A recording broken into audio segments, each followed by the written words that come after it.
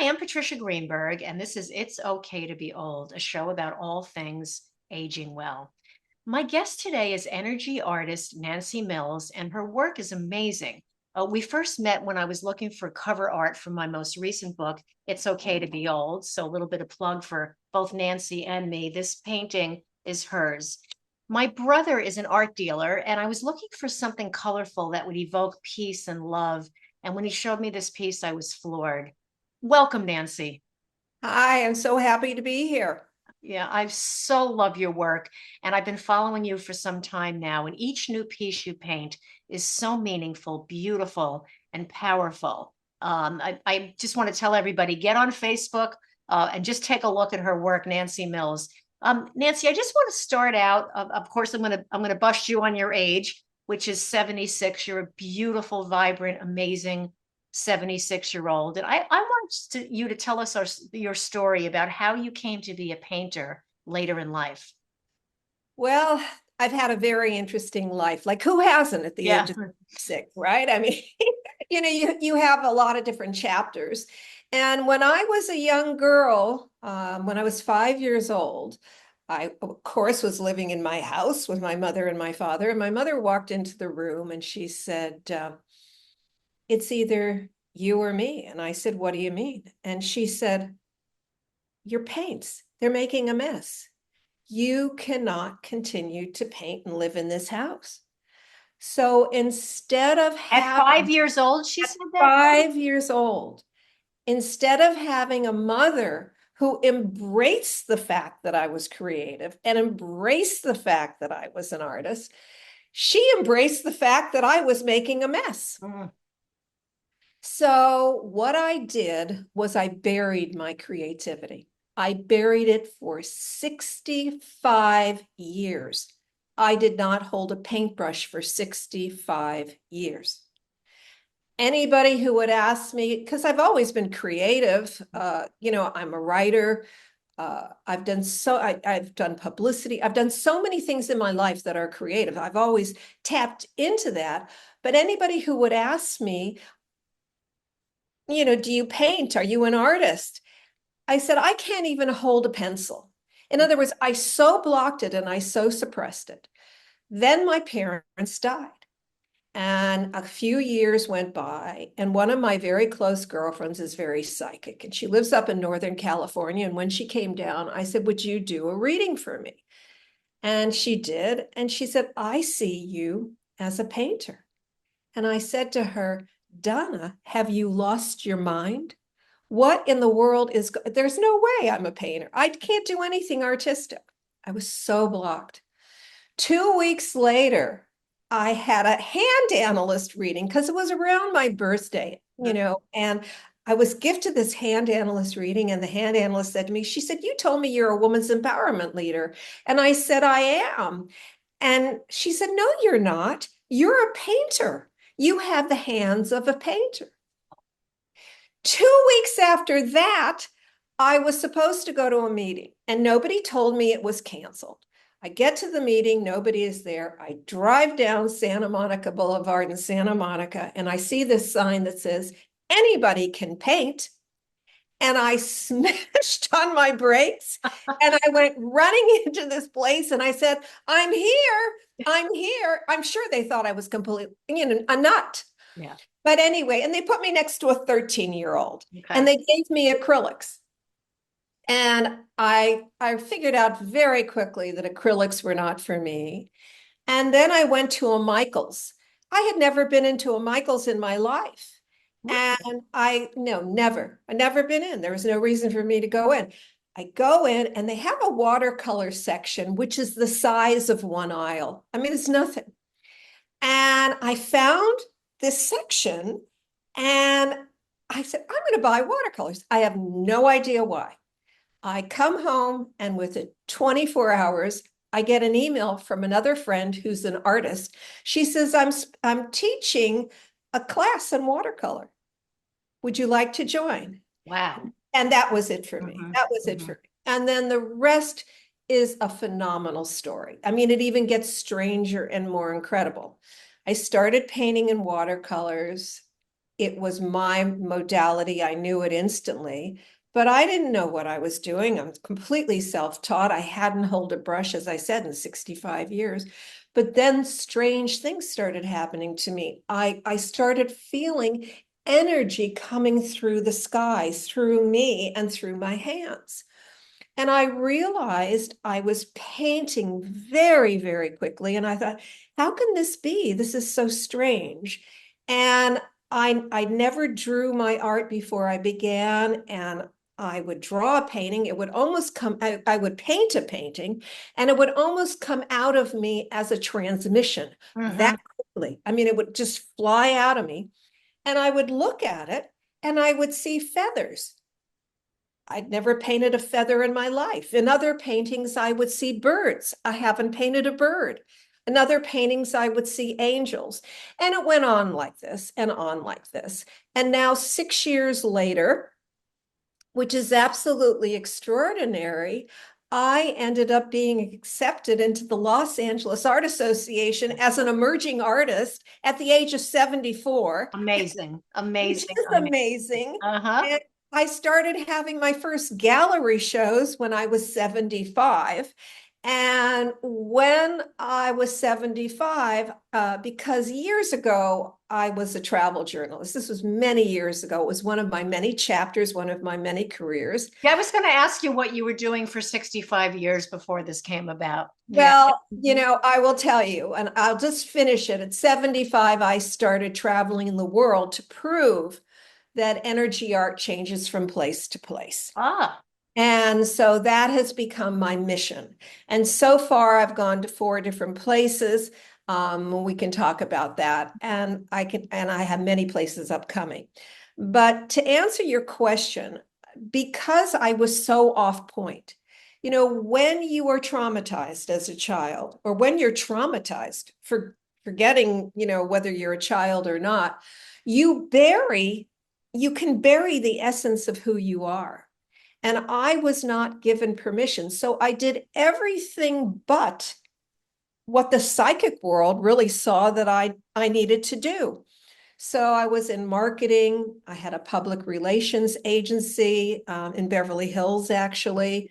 I was a freelance journalist. I've done a lot of different things, and I've had a lot of success in my life. It's not that I didn't have success, it's that I was missing the passion, mm-hmm, mm-hmm. missing the core. Right. So, So that was a 10-minute answer. yeah. And were you longing for a creative outlet all this time that you were shut off from it? Was it bubbling over somewhere? Were you feeling a sense of loss or things didn't feel right? Or was there any sense of that in all these Yeah, years? I mean, there was a lot. I I never felt joy. I mean, I guess I've always been a bubbly person. I've always been enthusiastic. I've always enjoyed life, but I didn't love life. And there's a difference. Mm, Love life now. I think what happened is that I allowed myself to feel happy, but I didn't allow myself to feel joy. mhm, And there's a difference. yeah, There really is a difference. Joy is an internal action. Joy is something that you can't contain once you tap into it. You really can't contain joy. mhm. Happiness is a different level. It's a different level. I don't think my life really turned into a joyful one until I started painting. And as I painted more and more and more, I've painted over 1,500 Oh paintings. my goodness. Yes, Wow. I mean, it's a lot of art because, as I said, when I'm in the moment, I'm in the moment, and it comes out of me, and typically in 20 to 30 minutes, and I never go back to it because that's not how energy art works. Colors are shown to you, movements are shown to you in one sitting, and you don't go back to it. So I painted all these paintings, and then as I've gotten more and more recognition and become more involved in an artistic community. This is one of the things I want to tell people who are listening to this, like attracts like. If you're a painter, find other painters. If you're a gardener, find other gardeners. One of the greatest things you can have in life is a sense of belonging and a sense of community. And I think when I was younger and before I started painting, I really feel that I didn't allow myself to connect with the people who were on the same page that I was. And as I got more and more into this, I've made more and more friends who are like-minded. And it's become one of the greatest joys I've ever experienced. Nancy, I want to ask you something that I didn't, I always tell the audience we try to always have a little bit of a preliminary discussion so we kind of know what we're, and I thought about this now, just now popped into my head. I love what you're saying, that it's channeled, that it just comes to you. And so I have so many more questions. I hope we have enough time. Um, you're not now in a competitive environment. In other words, you're doing this and it's coming to you and it's beautiful and you're sharing it with the world.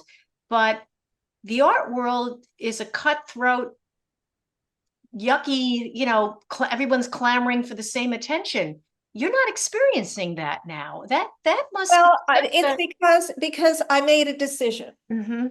Tricia, and this is important. I made the decision that I was not in it to be shown in galleries. I was not in it for 100 sales or 1,000 sales or whatever.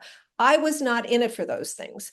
I decided, particularly as I got more into it, that I was going to keep my mind very healthy and proceed with something that I loved in a way that I found lovable. Mhm. And because I have a background as a travel journalist, because I know a lot about travel, even though it had been over 25 years since I had traveled alone internationally and things along those lines, I felt, okay, I'm going to do something that is going to make me happy, but also is going to share something different with the world. People go to locations and they'll paint a landscape. They will paint a mountain. They'll paint a woman. They'll paint a dance scene. But I've never heard of anybody who goes from place to place to paint the energy of the place. And what's been so remarkable for me is that I've been proven correct. I mean, if you take a look at the art from the different places that I've been to Skopelos, Greece. I've been to San Miguel de Allende. I've been to Hudson Valley, New York. I've been to Santa Barbara, California. I'm heading out to Jamaica in December. I'm going back to Santa Barbara to live on a vineyard for a week. I'm going to live on a vineyard in 3 weeks. I'm going to live on a vineyard. And here's the deal. If you go to my website and you take a look at the art, you'll see that the art is absolutely different from place to place. You see different strokes, you see different images, you see different colors. And so that to me was the most important thing. And very often when you get older, you don't talk about the future. It's something you don't dwell on. And that's another thing that drives me crazy. We all have a future. We all have a future. I mean, we're living in the moment and we have a future until we don't. So at the age of 80, I'm going to publish a book on my travels and my art.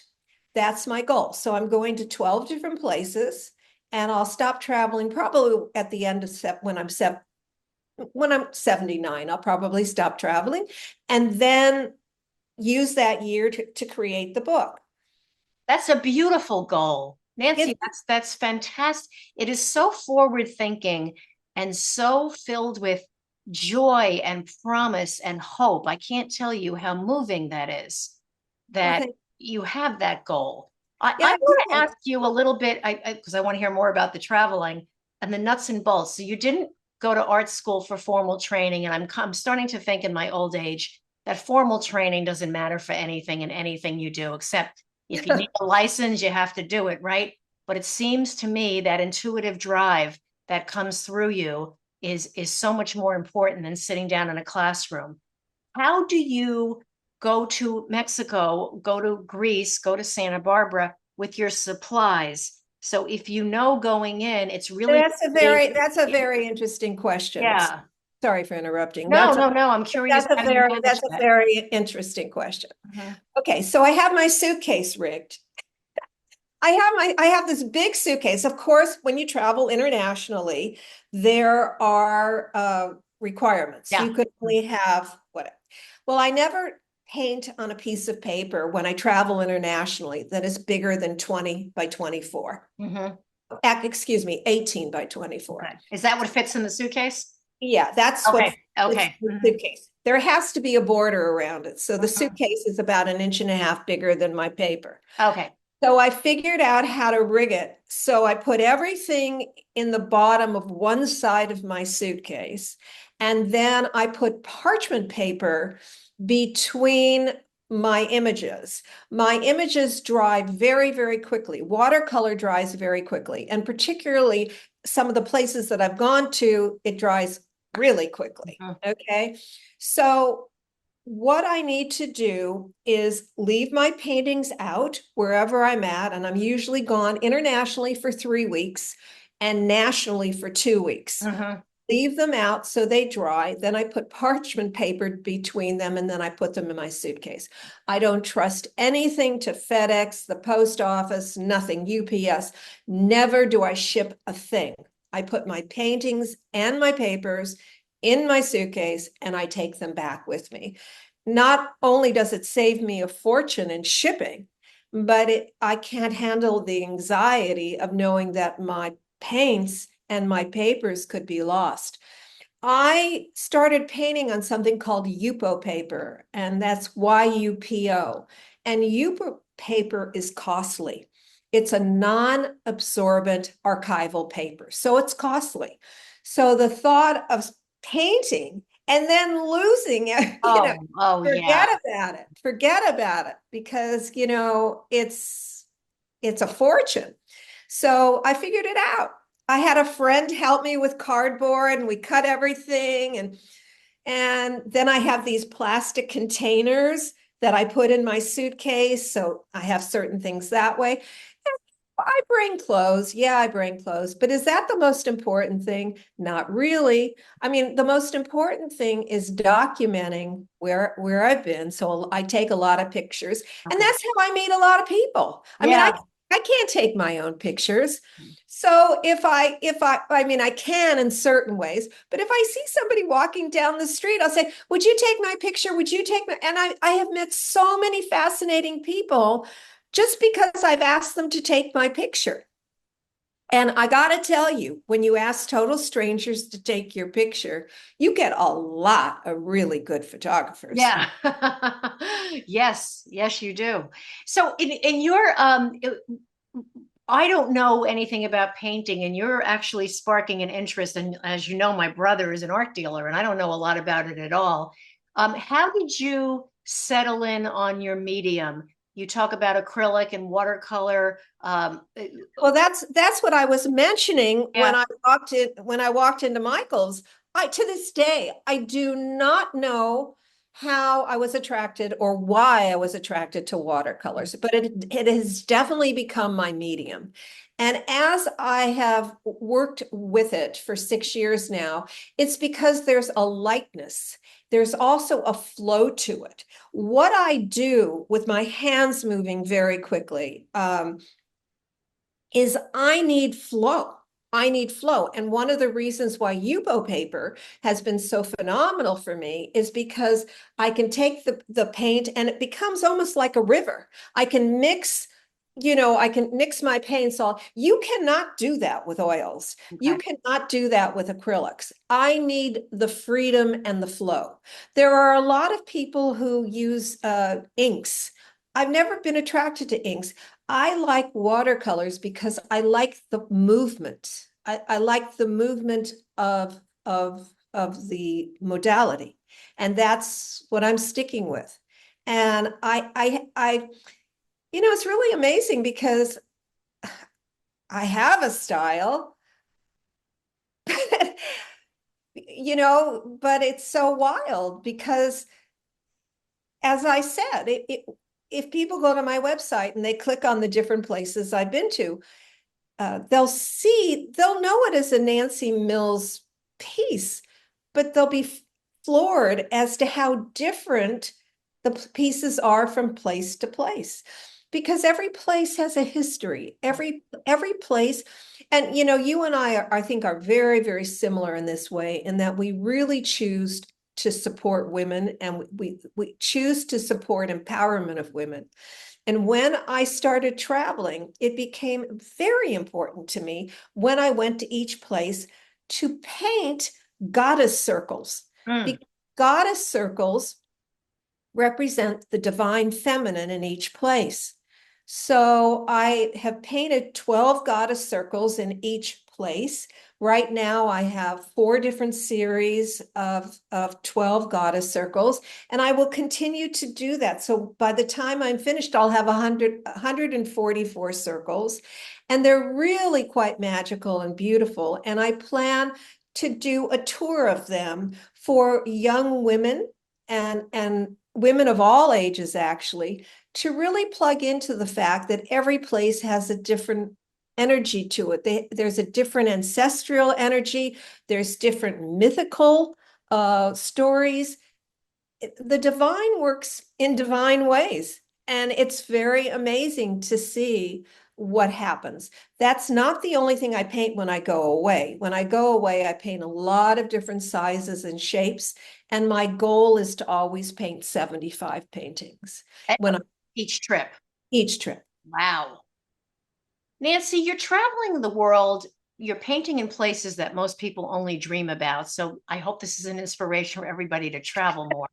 And when you get to your destination, do you pick a fun place to walk around or just to sit, to try to take it all in? Or is it just boom, you jump in and get to work? Because I know when I'm inspired, I don't care if it's 3 o'clock in the morning or snowing outside or whatever, is when I get a bug up, to do something, I just want to do it.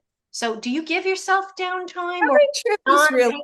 non-painting time, if you will, while you're out there? Oh, Yeah. absolutely. Yeah. That's one of the reasons why I'm doing self journeys. Hmm. There's a lot of residencies in the art world. Okay. You as an artist can go anywhere. You can go anywhere to a residency if you get accepted. They're all over the world. But I sort of tried that in Greece, and it really was not for me. And I'll tell you why. Typically, you're sitting in a room and you're with other artists, which is fine.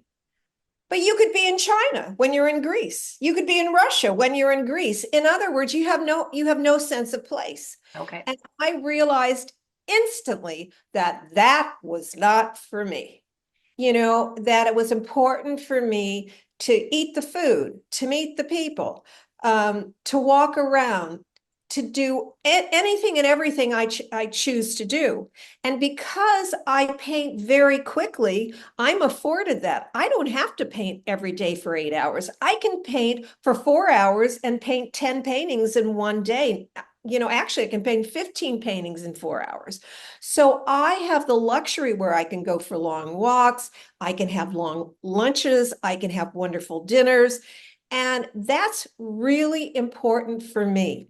The one drawback is that I do not like to drive when I travel. Okay. It is really a drawback in a way. In a way, it's not, but it can be. I just don't like to drive by myself. And I feel as though walking around is very important part of the process to meet people. So that's what I choose to do. Yeah. So to answer your question, for me, it's all this combination. And I think a lot of that has to do with the fact that years ago I was a travel journalist. It's very fun for me to go see the museums and to explore and do all that kind of stuff. And that's part of the inspiration. That's part of the inspiration. I mean, Exactly what I was going to say. What keeps you inspired, motivates you daily to just keep going? I mean, physically, creatively, intellectually, there's so much. it's the Yeah. food. When I was in San Miguel de Allende, their symbol all over town was the heart. That's their symbol. And colors. When you go to other places, the colors, they're absolutely gorgeous.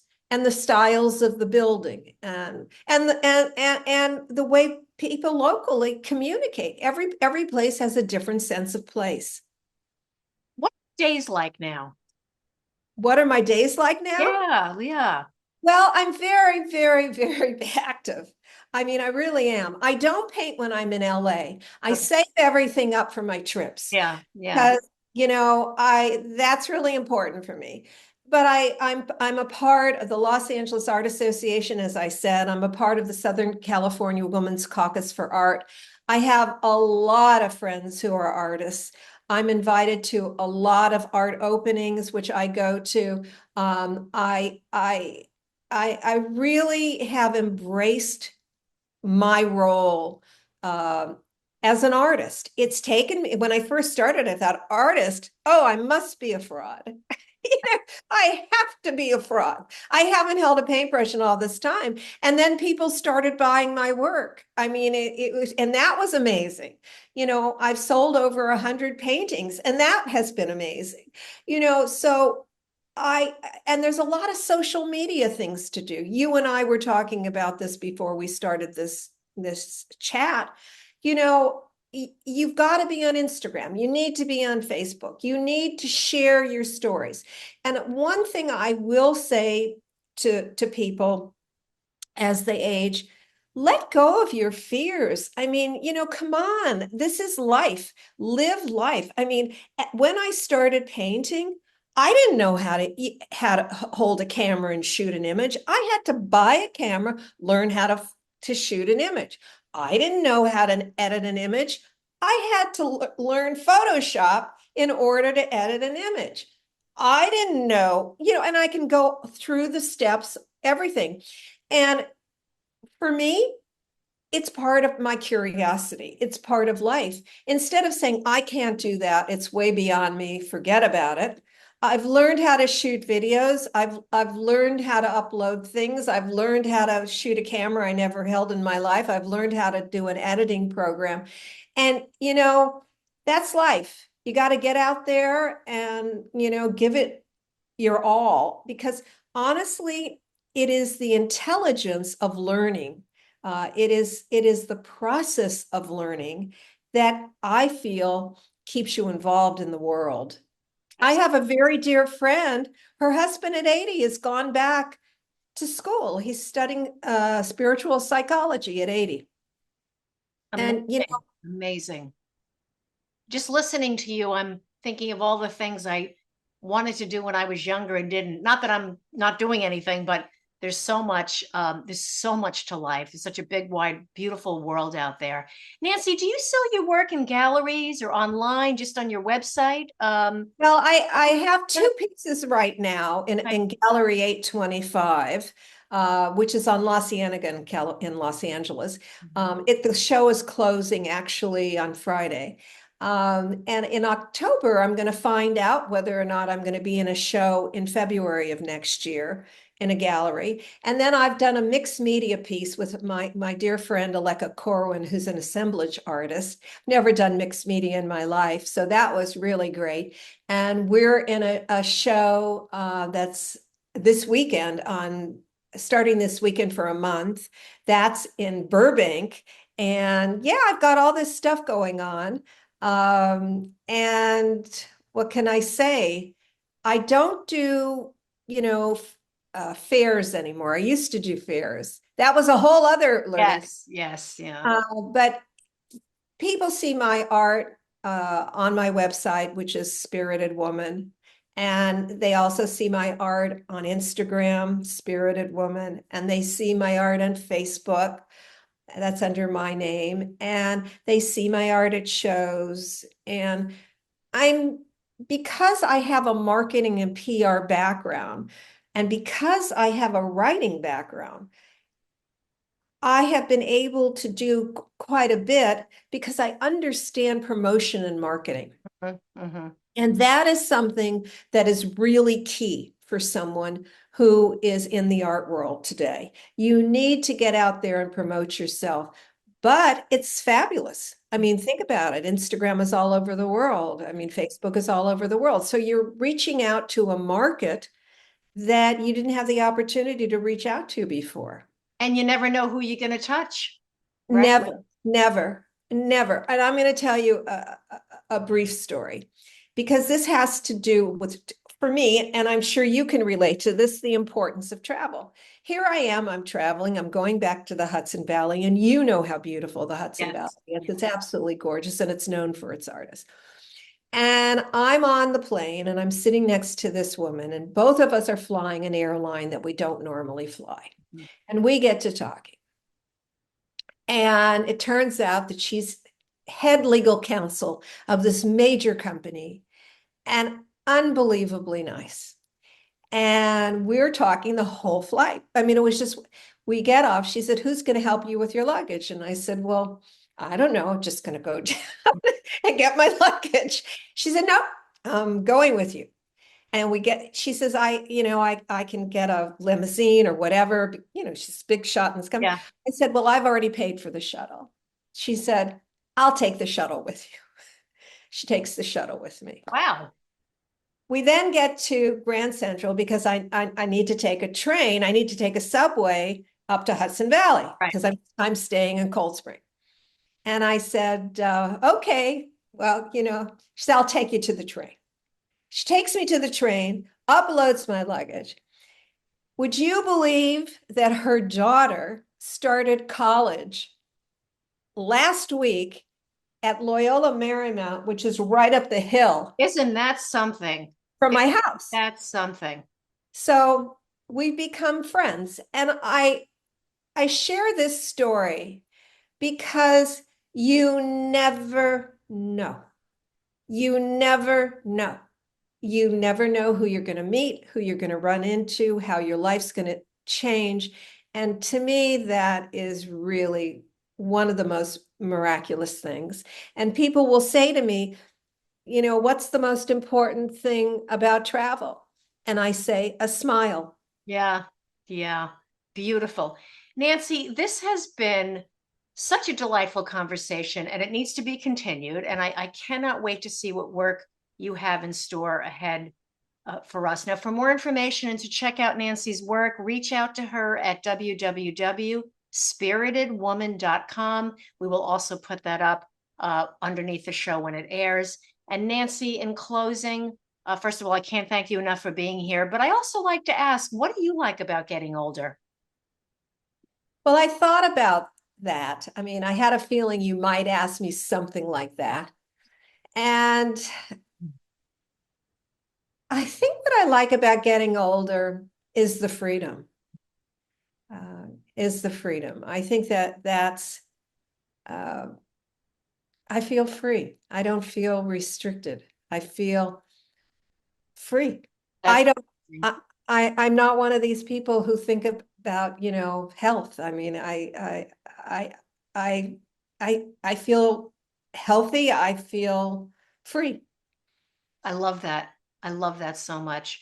Nancy, it's been delightful. And I just look forward to all of your upcoming work. And I know you have your openings and showings posted on the website, so we'll take a look. And I wish you health and happiness and all the best of luck and many, many years of creativity ahead. Oh, thank you so much. I've enjoyed this a lot. And I want to thank all of you who are listening to It's Okay to Be Old. Please subscribe to my channel at Patricia Greenberg on YouTube for our engaging discussions on all things aging well. For feedback and topic requests, you can contact me at www.patriciagreenberg.com. Thank you all for being here. Stay well and stay safe.